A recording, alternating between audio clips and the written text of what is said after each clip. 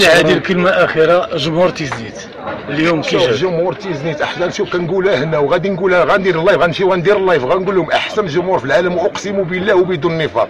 جمهور ظريف، جمهور زوين، جمهور مؤدب، انا كنحترمه كل الاحترام، كنليه جميع الاحترامات ديال الدنيا والدين لاحسن جمهور ديال تيزنيت. وحنا نيابه على جمهور تيزنيت تحيه ليك كبيره. الله يحفظكم، كلشي تاع الله، والصحافه ديال الصح، كلشي ديال الله.